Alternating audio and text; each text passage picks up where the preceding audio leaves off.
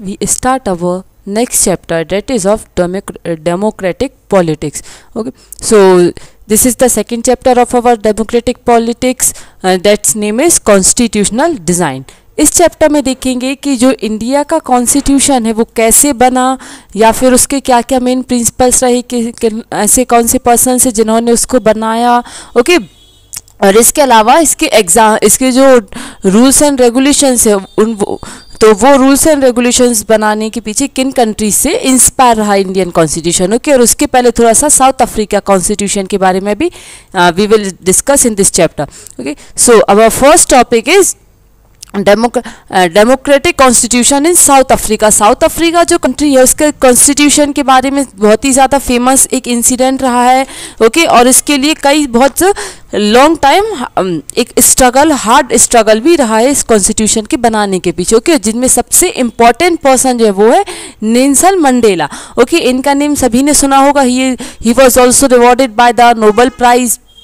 Okay, ना Nobel prize से भी रिवॉर्डेड किया गया है. ओके, तो इनका कहना ये था दैट जो नेल्सन मंडेला है सेड दैट ही फॉट, उन्होंने वाइट पीपल्स जो वहाँ पे यूरोप में अफ्रीका में जो यूरोपियंस का रूल चलता था, बेसिकली वाइट पीपल्स का रूल चलता था, तो they were against the rules. Okay, वो ब्लैक पीपल्स को रूल करने के अगेंस्ट में थे. ओके, तो नेल्सन मंडेला ने उन वाइट डोमिनेशंस के अगेंस्ट फाइट किया. उन्होंने ब्लैक डोमिनेशंस की, मतलब जो वहाँ पे बहुत ही ज़्यादा कलर को लेके भेदभाव चलता था. ओके, तो उसको लेके नेल्सन मंडेला ने फाइट किया बहुत ही ज़्यादा. And he also said that वो एक डेमोक्रेटिक एंड फ्री सोसाइटी के थॉट्स पे बिलीव करते थे, एंड इक्वलिटी मतलब सभी पीपल्स को इक्वल अपॉर्चुनिटी पे बिलीव करते थे. एंड साथ ही साथ उनका ये लाइफ का अचीव गोल या फिर एक मोटिव था डेट उन्हें इस आइडिया को हमेशा के लिए इस्टेब्लिश करना है, चाहे फिर उस आइडिया के साथ उन्हें पूरी लाइफ स्पेंड करे या फिर उस आइडिया को फुलफिल करने के लिए उन्हें अपनी लाइफ को लूज भी क्यों ना करना पड़े. He was ready to do it. Okay, so Nelson Mandela के ऊपर एक चार्ज लगा दिया गया था. ओके, दैट इज ट्रेजर का वाइट जो साउथ अफ्रीका में जो गवर्नमेंट उस टाइम वाइट गवर्नमेंट चलती थी. ओके, तो वाइट गवर्नमेंट के थ्रू उन्हें धोखाधड़ी का उनके ऊपर चार्ज लगा के उन्हें 28 ईयर्स के लिए जेल में डाल दिया गया था. ओके, और जिस जेल में उन्हें डाला था रोबल आइलैंड की जेल में, वो बहुत ही ज़्यादा एक जो बहुत ही खराब या खतरनाक जो जेल होती थी उनमें से एक थी वो. ओके, एंड उन्होंने ये जेल में डालने के पीछे उनका मेन मोटिव ये था और ये चार्ज लगाने के लिए क्योंकि वो अपार्थिड के अगेंस्ट फाइट करते थे. ओके, अपार्थिड के अगेंस्ट उन्होंने अपोजिशंस उठाए थे. ओके, अपार्थिड मीन्स एक बेसिकली एक ऐसी थॉट या ऐसी साइकोलॉजी माइंड या ऐसी प्रैक्टिस होती जिसमें कलर्स को लेके भेदभाव किया जाता बेसिकली. ओके, वहाँ पे जो साउथ अफ्रीका था वहाँ पे वाइट पीपल्स का रूल चलता था, और जैसे कि इंडिया में भी ब्रिटिशर्स का रूल रहा था. लेकिन जब इंडिया इंडिपेंडेंट हुई थी 1947 में, तो उसके बाद जितने भी यहाँ पे ब्रिटिशर्स थे वो सभी अपने सेटलमेंट्स लेके या फिर अपने पूरा जो उनकी जितनी भी चीज़ थी वो सभी अपना वाइंड अप करके पैक करके वापस चले गए थे. लेकिन साउथ अफ्रीका में क्या हुआ था, जब इंडिपेंडेंट हुई थी साउथ अफ्रीका, तो उसके बाद जो वाइट पीपल्स वो वहीं पर रह गए थे, मतलब वहाँ से वो अपने देश में शिफ्ट नहीं हुए थे. ओके, उनका रूल खत्म हो गया था लेकिन वो शिफ्ट नहीं हुए थे. ओके, तो वो वहाँ पे और पहले से ऑलरेडी रहते थे, और वहाँ पे वो लगभग 20 अप्रॉक्स वहाँ अगर अपन देखा जाए तो पूरे साउथ अफ्रीका में जो 75% है वो थे ब्लैक पीपल्स का रूल चलता, और सिर्फ 25%, वो भी टोटल 25 नहीं, उसी 25 में इंडियंस भी मिले हुए थे, अदर कोई कंट्रीज़ के पीपल्स भी वहाँ रहते थे. मतलब मेजॉरिटी वहाँ की वाइट ब्लैक पीपल्स की थी, लेकिन फिर भी वहाँ पे लोगों को इक्वलिटी नहीं मिलती थी, उनको बहुत ही बैडली ट्रीट करते थे. ओके, तो इसी प्रैक्टिस को अपार्थिड कहते हैं. तो अपार्थिड के अगेंस्ट नेल्सन मंडेला ने फाइट की थी, आवाज़ उठाई थी. ओके, एंड अपार्थिड के कारण सोसाइटी के डिविजन्स हो जाते थे on the basis of their skin colours. Okay, skin के कलर्स को लेके उसमें डिविजन्स भी होते थे अपार्थिड में. ओके, सो जो नेटिव पीपल, जैसे मैंने ये बताया कि ज़्यादातर पीपल्स ब्लैक, जो 3/4 पोर्शन है, मतलब 3/4 पोर्शन में 75% ब्लैक पीपल्स का था जो डार्क रहते थे फेयर वाइज, कलर वाइज देखे तो. ओके, तो इसीलिए वहाँ की पॉपुलेशन जो वहाँ के रूलर थे, मतलब वाइट पीपल्स, उनको ब्लैक्स बुलाया करते थे. ओके, एंड इसके अलावा भी वहाँ पे सोसाइटी को 2 पार्ट्स में डिवाइडेड कर दिया गया था, एक ब्लैक पीपल्स और एक था मिक्स्ड कलर। ओके, जिनको कलर्ड बुलाते थे। मिक्स्ड कलर मीन्स जो मतलब अलग अलग शेड्स के जो कलर्स होते थे। ओके, और वो एंड एक ग्रुप था मिक्स्ड कलर का, दूसरा ग्रुप था दैट जो पीपल इंडिया से माइग्रेट होके वहाँ पे आए हैं। ओके, और ऐसे पीपल्स को वहाँ पे बहुत ही बैडली ट्रीट करते थे, बहुत ही ज़्यादा नीचा दिखाया करते थे वहाँ के वाइट रूलर्स के थ्रू। ओके, और उनको ऐसे पीपल जो नॉन वाइट पीपल्स हैं उनको वोटिंग का राइट्स भी नहीं दिया गया था। मतलब सिर्फ वहाँ पे जो 25% से भी कम जो वाइट रूलर्स हैं सिर्फ वही थे जो कि रूल वहाँ पे वोट्स देते थे और वहाँ की गवर्नमेंट डिसाइड करते थे। ओके, एंड अपार्थाइड सिस्टम जो होता है वो अपोज ब्लैक पीपल्स के थ्रू उनके लिए बहुत ही ज़्यादा एक टाइप से हार्मफुल था, क्योंकि उनको कई सारे राइट्स नहीं मिलते थे उसके लिए। ओके, वाइट, और ना ही उनको परमिशन थी जहाँ पे वाइट रूलर्स रहते, वाइट एरियाज़ है, मतलब ऐसे एरिया जहाँ पे वाइट पीपल्स का रेजिडेंट है या फिर वहाँ पे आया जाया करते, तो वहाँ पे उनको बिना परमिट के एंट्री भी अलाउ नहीं थी। ओके, जब अगर उनके पास परमिट नहीं है सो दे विल नॉट एंटर या फिर दे will not work in that particular area.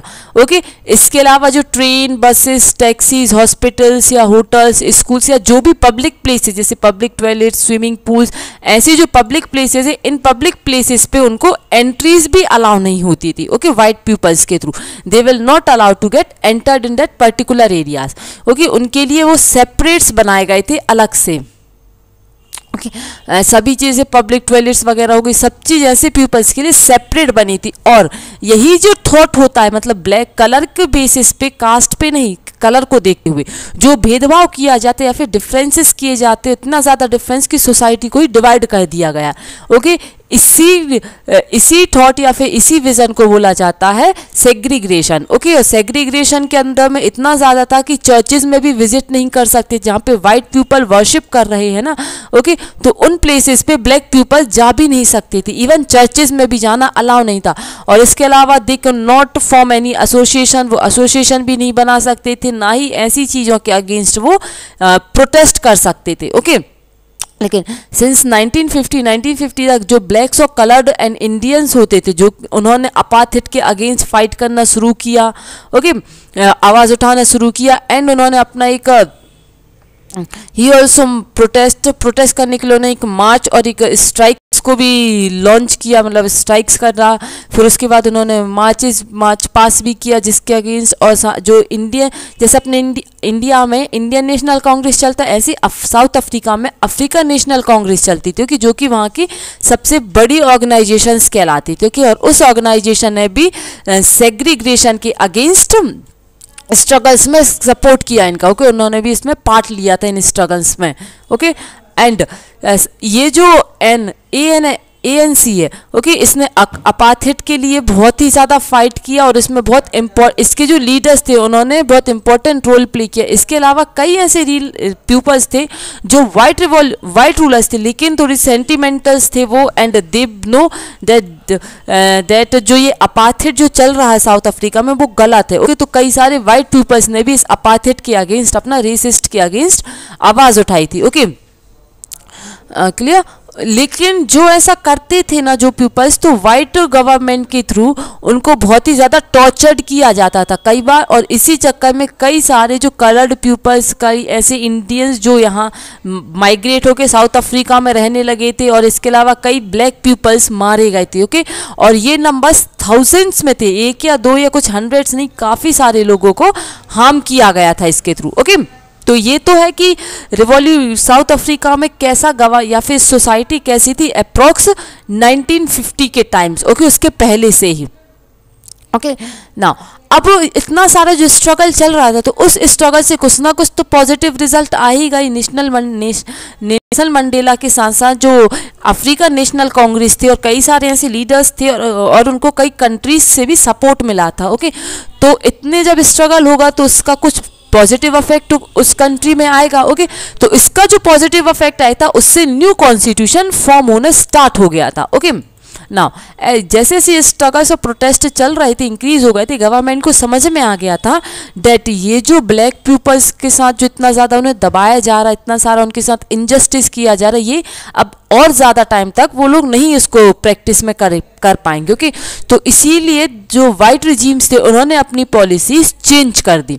Okay, and policies change करने के साथ साथ उन्होंने जो डिस्क्रिमिनेशंस के लिए जो लॉज थे उसको भी चेंज किया। पॉलिटिकल पार्टीज़ में जो इनके लिए ब्लैक पीपल्स पे बैन लगाया गया था उस रिस्ट्रिक्शंस को भी हटाया, और साथ ही साथ जो मीडिया थे ना, मीडिया पे भी रिस्ट्रिक्शंस कई सारे हटा दिए। तब मीडिया पे रिस्ट्रिक्शंस ऐसे लगे थे कि वहाँ के जो पीपल्स थे ना उनको परमिशन नहीं थी कि वो बिना गवर्नमेंट के पूछे कुछ भी न्यूज़पेपर में छाप नहीं सकते थे। ओके, उनके रिस्ट्रिक्शन, तो उस रिस्ट्रिक्शंस को भी यहाँ पे गवर्नमेंट ने उसको रिमूव किया। ओके, एंड 28 ईयर्स के इम्प्रिजमेंट के बाद नेल्सन मंडेला को जेल से फाइनली फ्री कर दिया गया था। ओके, एंड फाइनली मिडनाइट में 26 अप्रैल 1994 मतलब ओके, तो इसमें उनको फाइनली फ्री करके एक न्यू न्यू कॉन्स्टिट्यूशन फॉर्म हो गया था।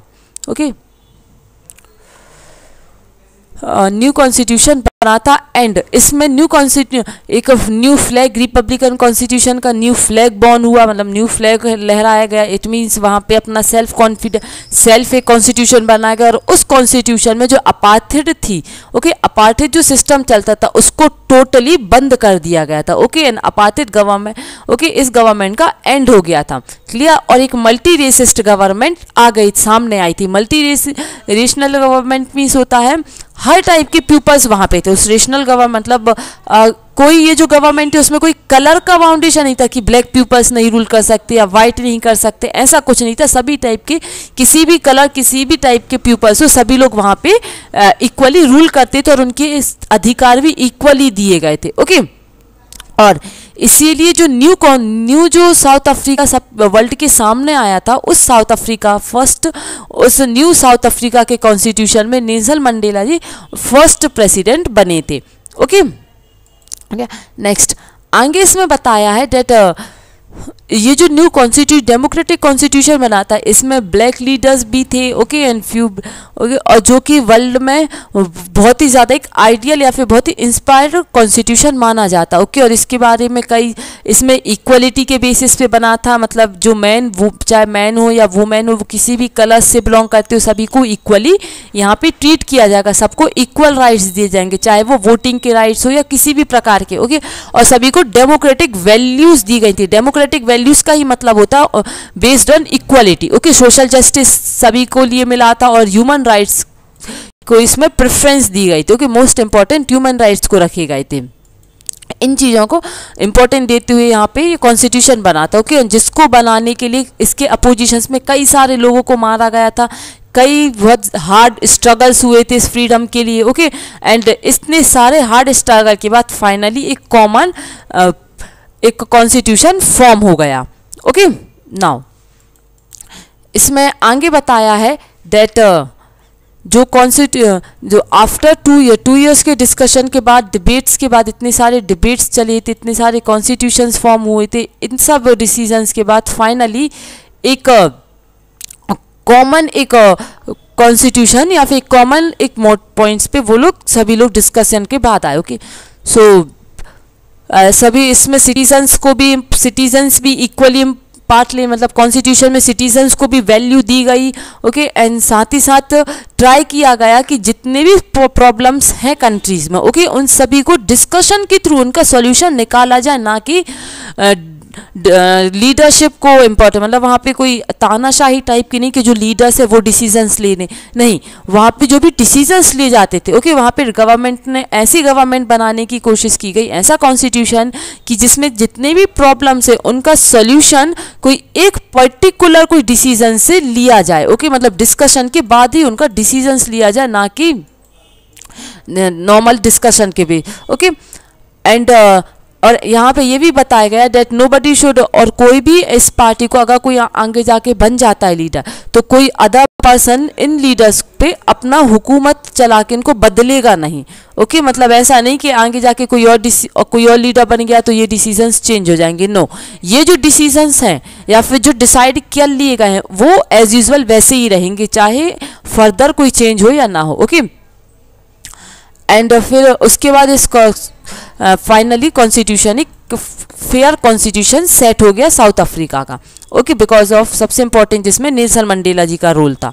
ओके, इसके आगे बताया गया है दैट जो साउथ अफ्रीका कॉन्स्टिट्यूशन है वो बहुत ही ज़्यादा इंस्पायरेबल कॉन्स्टिट्यूशन रहा, डेमोक्रेटिक। ओके, कई सारे कंट्रीज ने इसको आइडियल मानते हुए उनके कई रूल्स को अपनी कंट्री में भी लागू करने की कोशिश की गई है। एंड 1994 के बाद इसमें जितने भी अनडेमोक्रेटिक प्रैक्टिसेस थी उन पूरे अनडेमोक्रेटिक प्रैक्टिसेस को अलग करके एक डेमोक्रेटिक मॉडल बनाया, किस रूप में सामने आया। ओके, अब यहाँ पे बताया that what made this change possible.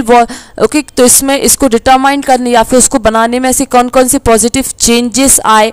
Okay, south Africa के पीपल्स में क्या चेंजेस आए, और इसको करने मतलब न्यू कॉन्स्टिट्यूशन को बिल्टअप करने के पीछे उनका बहुत ही ज़्यादा बिटर एक्सपीरियंस है। बिटर एक्सपीरियंस मतलब बहुत ही ज़्यादा हार्श कंडीशन से उन्हें निकलना पड़ा कि अब उनके सामने रेनबो की तरह एक नया कॉन्स्टिट्यूशन या फिर नया नेशन उनके सामने आया है, जो कि पूरा कलरफुल इन द सेंस सभी टाइप के पीपल्स को इक्वलिटी एंड सभी टाइप के राइट्स हर कैटेगरीज के पीपल्स को दिया गया है। ओके, तो इसीलिए जो नेल्सन मंडेला ने बोला है that a constitution of a south Africa speak, जो कॉन्स्टिट्यूशन है साउथ अफ्रीका का वो अपने आप की कहानी सुनाता है। मतलब वो अपने पास्ट की कॉन्स्टिट्यूशन बनने के पहले कैसा था, ओके, फ्यूचर, तो यहाँ का कॉन्स्टिट्यूशन पास्ट एंड फ्यूचर दोनों के बारे में एक क्लियर इमेज शो करता। ओके, एंड एक हाथ में ये कॉन्स्टिट्यूशन क्लियर, तो उन्होंने इसी चीज़ को अपनी फीलिंग्स के थ्रू नरेट किया है नेल्सन मंडेला जी ने। तो ये तो हो गया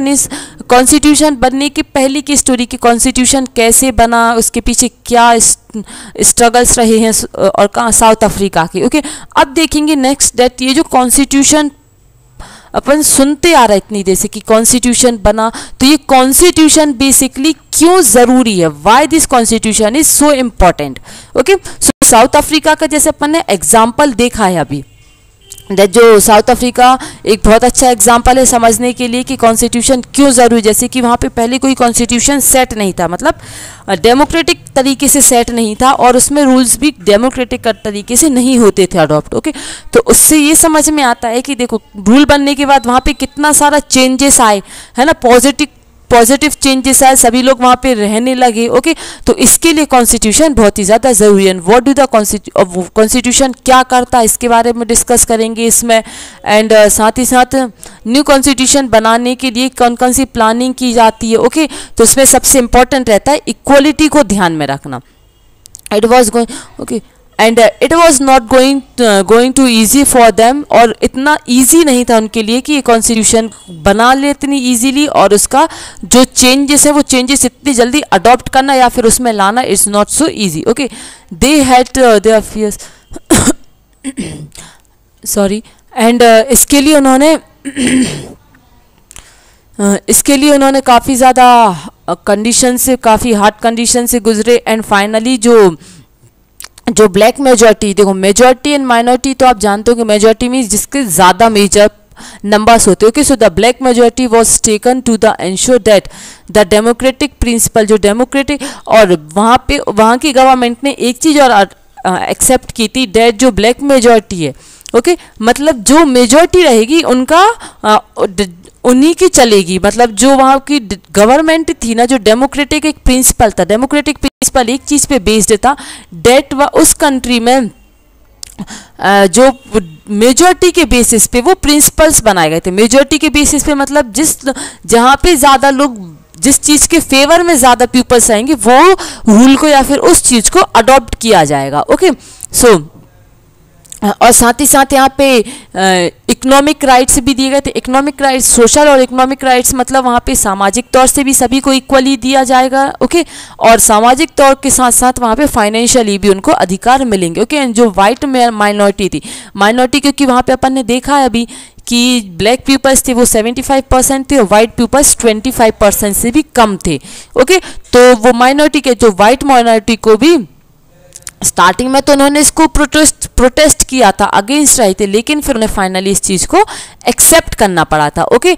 एंड आफ्टर, और ये सभी इतने लंबे समय के स्ट्रगल्स और इतने लंबे समय के हार्ड वर्क के बाद जो वाइट थी वो भी इस जो वाइट गवर्नमेंट या फिर वाइट जो माइनॉरिटी थी वो भी इस मेजॉरिटी के प्रिंसिपल्स को एक्सेप्ट कर लिया, ओके। और साथ ही साथ एक और चीज़ एक्सेप्ट की थी, डेट 1 पीपल 1 वोट, मतलब हर एक पीपल्स का एक वोट काउंट किया जाएगा, मतलब वहाँ पे जो वोटिंग राइट्स थे वो भी सभी को दे दिए गए थे, ओके। मतलब जैसे पहले बताया था कि जो ब्लैक पीपल्स थे उनको वोटिंग राइट्स नहीं थे, लेकिन न्यू कॉन्स्टिट्यूशन में ये राइट्स भी सभी को मिल गए थे, okay. They also agreed that जो पुअर एंड वर्कर्स हैं, जो पुअर पीपल्स हैं या फिर जो लोअर वर्कर्स हैं, तो उनके लिए भी कुछ उनके बेनिफिट्स, उनके फायदे के लिए या फिर उनके पर्सनल ग्रोथ के लिए भी कुछ अधिकार उनको अलग से दिए जाएंगे, ओके। तो इसके लिए भी वो ब्लैक पीपल्स वहाँ पे उनको एक्सेप्ट कर लिया था, okay. And the black as well as white सभी ने कर लिया था, okay. The black agreed that the major जो ब्लैक पीपल्स थे वहाँ पे ब्लैक्स थे, ओके, वो they were also get agreed that जो मेजॉरिटी रूल्स है वो अबॉलिश नहीं किया जाएगा कभी भी। मतलब ऐसा नहीं कि आगे जाके अगर कोई और मेजॉरिटी ब्लैक की जगह अगर वाइट मेजॉरिटी हो गई तो वाइट पीपल्स इसको चेंज कर सकते, नो, इसको एक परमानेंट दे दिया गया था डेट जहाँ पे मेजॉरिटी रहेगी वही चीज़ फॉलो की जाएगी कंट्री में, ओके। देन इसके बाद यहाँ पे ये सेट हुआ था डेट इस मतलब कॉन्स्टिट्यूशन के अंडर में डेट जो मैं यही मैंने बताया, जैसे जो they agree that a majority would not taken away, जो मेजॉरिटी रहेगी वो आगे जाके इसको चेंज नहीं कर सकती है, okay. And constitution was not easy, और जो ये कॉन्स्टिट्यूशन बना है, ओके, इसको इतनी इजीली वो अपने कॉम्प्रोमाइज़, इतनी जल्दी कॉम्प्रोमाइज़ या फिर उसको चेंज करना, जो भी रूल्स सेटअप किए गए उसको चेंज करना इतना इजी नहीं रहेगा फ्यूचर में, ओके। एंड इवन इफ दे, अगर उसको आगे जाके वाइट पीपल्स या वाइट गवर्नमेंट बनती है, ओके, तो उसको मैनेज करना तो उसी तरीके से मैनेज करना पड़ेगा जो कि तब सेट हुए थे, ओके। सो यहाँ पे बताया that even if they managed to the, तो अगर ये सेट तो हो गया था, लेकिन वो लोग कैसे बिलीव करें कि ये जो सेट किया है या फिर ये जो रूल्स बनाए गए हैं ये फर्दर में आगे चेंज नहीं होंगे, तो उनके लिए एक ट्रस्ट करना थोड़ा सा डिफिकल्ट हो रहा था ब्लैक पीपल्स को कि वाइट पीपल्स आगे जाके ये चेंज नहीं करेंगे, ओके। तो उसके लिए एक सॉल्यूशन निकाला गया, एक ऐसी कंडीशंस क्रिएट हो रही थी जिसमें जो ट्रस्ट इश्यूज होने लगे थे, ओके। सो इस ट्रस्ट इश्यूज को मेंटेन करने के लिए, ट्रस्ट सभी में बना रहे, तो ऐसी सिचुएशन के लिए उन्होंने सोचा that they have selected an concept of writing the these all rules, okay. तो जितने भी कॉन्स्टिट्यूशन के न्यू रूल्स बनाए गए थे, तो उन रूल्स को बनाने के लिए उन्होंने उसको रिटन फॉर्म में कर लिया सेव, ओके, कि जब भी कुछ भी इश्यूज होंगे so we have the proof that ये सभी चीज़ चेंज नहीं कर सकते हैं, ओके। तो वो रिटन कॉन्स्टिट्यूशन बनाया गया था। So these rules are determined what, इस रूल्स के अकॉर्डिंग पता चलता था या फिर वो डिसाइड कर सकते दैट गवर्नमेंट कैसे इलेक्ट होगी, किसके पास पावर रहेगा, एंड वो क्या कर सकते हैं क्या नहीं कर सकते हैं, ओके, क्या अथॉरिटीज़ हैं गवर्नमेंट के पास और पीपल्स के बेनिफिट्स के लिए। तो ये सब चीज़ डिटरमाइंड हो गई थी by that new constitution, okay. And इसके साथ साथ कई सारी कंडीशंस भी दैट देयर इज और फाइनली ये जो रूल्स थे वो सिटीजन्स को वो राइट्स दे दिए गए थे, and these rights work only, और ये राइट्स कब फॉलो होंगे, only if the winner can not change, winners अगर चेंज नहीं कर सकते और वो इजीली इन राइट्स को या इन चीज़ों को इजीली उसको फॉलो करते, तो then it is very easy. और अगर उन्होंने चेंज करने का सोचा या फिर ये राइट्स चेंज कर दिया तो it will create the lot of difficulties for them, okay। this is this is what the south African did. Okay, तो ये सब था दैट साउथ अफ्रीकन ने क्या किया था न्यू कॉन्स्टिट्यूशन बनाने के बीच। Okay, and they agreed on some, और कई सभी लोग कुछ प्रिंसिपल या कुछ बेसिस रूल्स के लिए सभी लोग एग्री हो गए थे। ओके, और उसके बाद यही जो रूल्स है वही सबसे सुप्रीम माना जाता था। सुप्रीम मतलब सबसे ऊपर। ओके, यही रूल्स सबसे ज्यादा ऊपर माने जाते थे, दैट गवर्नमेंट या फिर कोई भी पीपल इन रूल्स के ऊपर नहीं है, all are below that constitution. Okay, so यही जो रिटन, ये जो रूल्स बनाए थे, ये सेट ऑफ रूल्स बनाए थे जिसको सभी कंट्रीज, सभी अफ्रीकन फॉलो करते थे, that all rules are called the constitution. Okay, so constitution making and making is not unique. Constitution जो बनाया गया था ये सिर्फ एक साउथ अफ्रीका में ही नहीं बल्कि हर एक कंट्री का ग्रुप या जितनी भी कंट्रीज है वो सभी अपना एक सेल्फ कॉन्स्टिट्यूशन फॉर्म करती हैं। ओके, एंड जितना एवरी कंट्रीज हैज, जितनी भी कंट्रीज है, जितनी भी कंट्रीज के ग्रुप्स हैं, सभी ग्रुप्स और सभी कंट्रीज इनको ऐसे ही सेम कॉन्स्टिट्यूशन बनाती है वो अपनी अपनी कंट्रीज की कंडीशंस के हिसाब से। ओके, एंड दिस, और यही जो रिलेशनशिप है ये डिसाइड करता है गवर्नमेंट और पीपल के बीच में कैसे टर्म्स रहेंगे। ओके, एंड सेम यहाँ पे वाइट एंड ब्लैक पीपल्स के बीच के जो रिलेशंस थे, वो टर्म्स थे जो वो इसी कॉन्स्टिट्यूशन से आगे फर्दर डिसाइड हुए। Okay, but all over the world, जितने all over the world people have difficult differences of, सभी में अलग, जितनी भी कंट्रीज हैं वर्ल्ड में। ओके, तो सभी के अपने अपने थॉट्स होते हैं, अपने अपने अलग अलग व्यूज़ हैं। ऐसा नहीं कि जो साउथ अफ्रीका के जो कॉन्स्टिट्यूशन में रूल्स है वही रूल्स पूरे कंट्रीज में फॉलो होंगे। No, every country has made their own rules according to their opinions और according to their interest. Okay, अपने इंटरेस्ट, अपनी कंडीशंस, कंट्री की कंडीशंस के हिसाब से सभी कंट्रीज अपने अपने रूल्स बनाती हैं। एनी एसोसिएशन नीड हैज़, जितनी भी और इसके लिए सभी एसोसिएशन इंपॉर्टेंट रहती है। And it could be the club in their areas. Okay, तो आपने देखा भी होगा कि कॉन्स्टिट्यूशन के अलग अलग एसोसिएशंस बनाती हैं जिसमें अलग अलग क्लब्स या फिर अलग अलग उसमें क्लब ज़रूरी होते हैं या फिर कॉपरेशंस भी ज़रूरी होता है उस कॉन्स्टिट्यूशन को बनाने के लिए। ओके, पॉलिटिकल, और कॉपरेशन किसका, पॉलिटिकल पार्टीज का। Okay, for making this constitution. Thus, the constitution of a country is a set of written rules that we are accepted by all the people living together in the country. Okay, so constitution basically है क्या, constitution एक rule का set है, set of rule. Okay, that is in a written form. Okay, वो written form रहेगा और साथ ही साथ it will be acceptable by all the peoples, जितने भी पीपल उस कंट्री में रहते हैं वो सभी पीपल्स के थ्रू एक्सेप्टेबल रहेगा। ओके, तो ऐसे रूल्स का जो सेट होता है, that rule, set of rule is called the constitution. And constitution सबसे ज़्यादा सुप्रीम होता है, सबसे ज़्यादा हाईएस्ट लॉज होते हैं और जो कि डिसाइड करते हैं किसी भी कंट्री की सिटीजन्स और वहाँ की गवर्नमेंट के बीच के रिलेशनशिप्स को। ओके, एंड इसके अलावा कॉन्स्टिट्यूशन कई और चीज़ भी करते, कई और ऐसी थिंग्स भी करते, जैसे कि फर्स्ट यहाँ पे बताया है ये it also generate a degree of trust. Okay, government के बीच में डिफरेंट काइंड्स, जो कंट्री में अलग अलग पीपल्स एक साथ रहते तो उनके बीच में एक ट्रस्ट की जो डिग्री या फिर ट्रस्टीशिप है उसको कॉन्स्टिट्यूशन सेट करता है। इसके अलावा सेकेंडली गवर्नमेंट और ये भी बताता है डेट गवर्नमेंट कैसे वर्क करेंगे, कैसे उन्हें करना चाहिए या फिर उन पावर्स को डिसाइड भी करता गवर्नमेंट की। ओके, कॉन्स्टिट्यूशन थर्ड है that it lie down the limit, जो पीपल्स है चाहे वो कॉमन सिटीजन्स हो, okay, whether it was a citizens और whether it was a government और सिटीजन की पावर में लिमिट्स कौन लगाता है, कॉन्स्टिट्यूशन। ओके, क्योंकि अगर ये लिमिट्स नहीं रहेंगी तो गवर्नमेंट या फिर पीपल वो तो अपने अकॉर्डिंग ही वर्क करेंगे। ओके, तो उनकी पावर्स को, उनकी अथॉरिटीज पे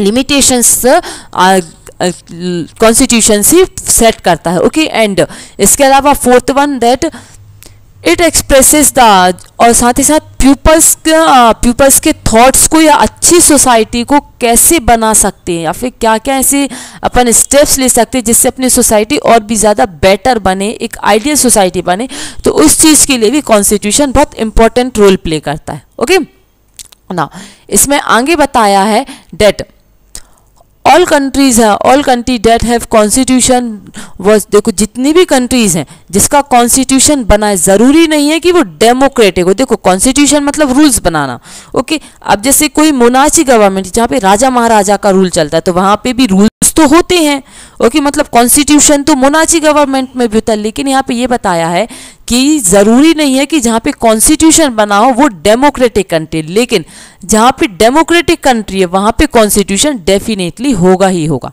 ओके। मतलब Constitution does not mean a democratic country, but the democratic country is decided that a constitution is there in a country. Okay, so after the war of independence against the Great British, जैसे कि India, जैसे America के ऊपर भी Britishers ने rule किया था, okay. सो Britishers के रूल्स के बाद आफ्टर अ लॉन्ग फाइट, जब अमेरिकन्स को भी फ्रीडम मिला था ब्रिटिशर्स से, ओके, तो उन्होंने भी अपना एक कॉन्स्टिट्यूशन बनाया था, ओके। जैसे कि इसके अलावा अपन ने फ्रांस, जो हिस्ट्री के फर्स्ट चैप्टर में देखा था, फ्रांस गवर्नमेंट ने कई सारे स्ट्रगल्स के बाद अपना एक कॉन्स्टिट्यूशन बनाया था जो कि डेमोक्रेटिक फेडरेशंस पे डिपेंड होता था, ओके। वहाँ पे इक्वलिटी के बेसिस पे प्रिंसिपल्स रखे गए थे, और ये सिंस देन, जब से और तभी से जो भी डेमोक्रेटिक प्रैक्टिसेस होती थी, ओके, कॉन्स्टिट्यूशन करने में, वो सारे कॉन्स्टिट्यूशंस रिटन फॉर्म में होते थे, so that we should have a proof, और we should have a written proof that ये कब क्या होना चाहिए, क्यों नहीं होना चाहिए, अगर उसको कोई भी अपने कंफर्ट के हिसाब से चेंज ना कर सके, ओके। नाउ अब नेक्स्ट देखेंगे, ये तो था साउथ अफ्रीका के बारे में, कैसा रूल बना था, क्या क्या उस साउथ अफ्रीका के पीपल्स ने क्या क्या सफ़र आउट किया अपना एक सेल्फ कॉन्स्टिट्यूशन बिल्टअप करने के लिए, ओके। अब अपन नेक्स्ट देखेंगे इंडिया के बारे में, okay, making of the Indian constitution. Indian constitution बनाने के पीछे इंडिया को क्या क्या करना पड़ा था, okay, we will see in this video next session. इसमें बताया है जैसे कि साउथ अफ्रीका ने कॉन्स्टिट्यूशन बनाया था, सेम ऐसा इंडियंस गवर्नमेंट ने इंडियन कॉन्स्टिट्यूशन भी ड्रॉ किया गया था, ओके। उसको भी बनाने के पीछे कई सारी कई सारी ऐसी परिस्थितियों का सामना करना पड़ा था वहाँ, और इंडिया का कॉन्स्टिट्यूशन बनाना थोड़ा सा टफ भी था, क्योंकि अब जो अपन सभी को पता है India is a diverse country, okay. India में कई सारे डाइवर्सिटीज़ देखने को मिलते हैं, कई सारे अलग अलग लैंग्वेजेस के, अलग अलग कास्ट के, अलग अलग क्रीड्स के, ओके, हर एक कैटेगरीज के पीपल्स यहाँ पे रहते हैं, ओके। तो उन सभी के बारे में अपने माइंड में सेट करना, ओके, उन सभी के बारे में सोचते हुए constitution banana is a tough task, okay, इतना ईजी नहीं था वो, okay. And at that time और उस टाइम एक और प्रॉब्लम थी डेट, एक अपन के पास एक जो इंडियंस के पास एक टाइप का लेबल अभी तक क्या था, एक वो सब्जेक्ट की तरह, सब्जेक्ट मतलब एक वो अभी तक गुलाम थे, ओके। ब्रिटिशर्स जब इंडिया पे रूल कर रहे थे तो इंडियंस को गुलाम बना लिया था उन्होंने, ओके। तो अभी तक इंडियंस गुलाम थे, उनके पास एक गुलामी का स्टेटस था, but now they become a citizens, अब वो नागरिक बन चुके थे, ओके। तो country was born through the, okay, और साथ ही साथ उस ड्यूरेशन में कंट्री पार्टीशन के दौर से भी गुजर रही थी, ओके। उनको रिलीजियस डिफरेंसेस का भी सामना करना पड़ रहा था, तो इन सब थॉट्स को माइंड में रखते हुए गवर्नमेंट को, या फिर जो पीपल्स हैं कई सारे, जैसे कि वल्लभ भाई पटेल या फिर अबुल कलाम आज़ाद, उसके अलावा जो डॉक्टर भीमराव अम्बेडकर जी, और कई सारे ऐसे पीपल्स हैं जैसे Motilal Nehru and etcetera, so many peoples जिन्होंने कॉन्स्टिट्यूशन को बनाने के लिए सबसे ज़्यादा इम्पोर्टेंट रोल प्ले किए हैं, ओके। सो यहाँ पे बताया दैट एटलीस्ट और जो जैसे कि अपन देख रहे थे, जो इंडिया पाकिस्तान का डिवीज़न हुआ था तो उसमें रिलीजियस डिफरेंसेस बहुत ज़्यादा क्रिएट हुए थे, और इन्हीं रिलीजियस डिफरेंसेस क्रिएट होने के कारण दोनों साइड्स, मतलब जो बॉर्डर थी, इंडियन बॉर्डर और पाकिस्तान की बॉर्डर, दोनों साइड से लैक्स ऑफ पीपल्स मारे गए थे, और ये 2 या 4 लाख नहीं, अप्रोक्स 10 lakhs या उससे भी ज़्यादा पीपल्स मारे गए थे रिलीजियस डिफरेंसेस के कारण, ओके। एंड और there was another problem, that एक और प्रॉब्लम थी दैट जो British had left it to the, और ब्रिटिशर्स एक प्रॉब्लम क्रिएट हो रही थी कॉन्स्टिट्यूशन बनाने के पीछे, दैट ब्रिटिशर्स ने जो पावर्स, जो रूल्स हैं वो प्रिंसली स्टेट्स के हाथ में सौंप दिया था, ओके। प्रिंसली स्टेट मतलब जो राजा महाराजाओं के जो वो थे ना उनके फैमिलीज वगैरह और जो प्रिंसली स्टेट्स थे उनके ऊपर उन्होंने रूल एक डिसीजन छोड़ दिया था। ओके, और वो डिसीजन ये था दैट जो पाकिस्तान मतलब उनकी पर्सनल चॉइस है कि जो पाकिस्तान में मर्ज होना चाहे वो पाकिस्तान में मर्ज हो सकते हैं। If they want to merge in India itself तो वो इंडिया में भी रह सकते हैं, और अगर ना उन्हें पाकिस्तान में जाना है ना उन्हें इंडिया में जाना। Okay, so they can make their own state, वो अपना एक सेल्फ कंट्री या फिर अपना एक सेल्फ एरिया बना लें जिसमें ना वो पाकिस्तान का कहलाएगा ना वो इंडिया का कहलाएगा। ओके, तो यही चीज़ का अपन सर्कमस्टेंसेस अभी तक फेस कर रहे हैं जो कि कश्मीर इशू है। ओके, तो ये जो कश्मीर इशू वो बेसिकली क्रिएट किया गया था ब्रिटिशर्स के थ्रू कि उन्होंने एक वो डिसीजन एक अनाउंसमेंट कर दिया था कि आप लोग जहाँ जाना चाहे वहाँ जा सकते हो, और अगर आपको कहीं नहीं जाना है तब अपना सेल्फ एक बना लें। ओके, तो इस सब के कारण इस इतने सारे प्रॉब्लम्स के बीच में से इंडिया को एक अपना कॉन्स्टिट्यूशन बनाना बहुत ही ज़्यादा डिफ़िकल्ट हो रहा था। ओके, तो इसमें अपन देखेंगे दैट ऐसे कौन से मेनली पर्सन्स थे कॉन्स्टिट्यूशन बनाने के पीछे। तो यहाँ पे सबसे पहले नाम बताया है वल्लभ भाई पटेल का।